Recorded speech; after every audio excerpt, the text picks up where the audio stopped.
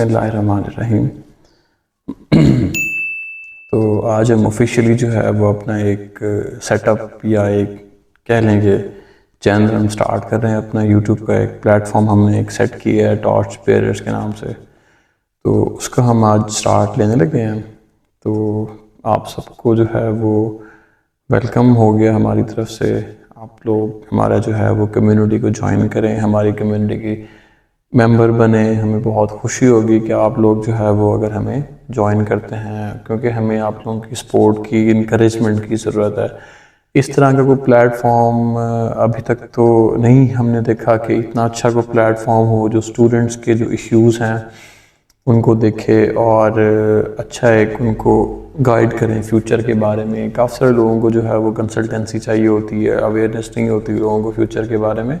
تو ہم نے ایک پلیٹ فارم اس لیے کریٹ کیا ہے کہ اسٹوڈنٹس کو کسی بھی معاملے میں فیوچر میں مطلب ان کو اپنی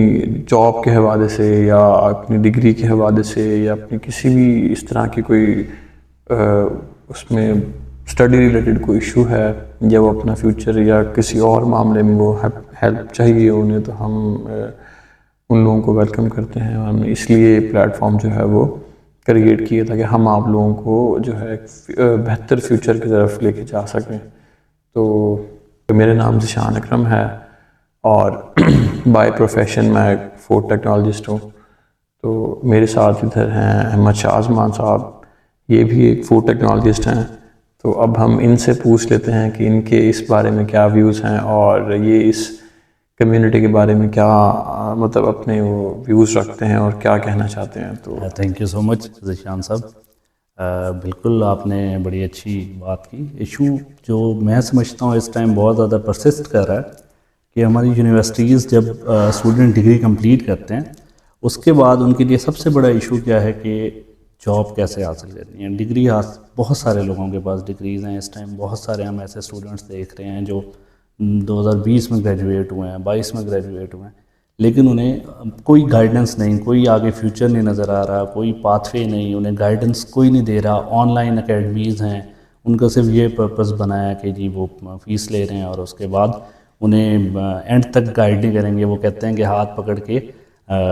دریا پار نہیں کراتے نا، بیچ منجھدار میں چھوڑ دیتے ہیں۔ تو یہ جو ہے بہت اچھا ایک پلیٹ فارم ہے، اور ہم نے بھی اسٹوڈنٹس کے فیڈ بیک سے اسے دیکھا، اسے جانا کہ اگر ہم اس کے اندر اسے پیڈ رکھتے ہیں یا ان بالکل باقی اکیڈمیز کی طرح اگر ہم اسے چلا کے رکھتے ہیں تو اسٹوڈنٹس کے لیے بڑا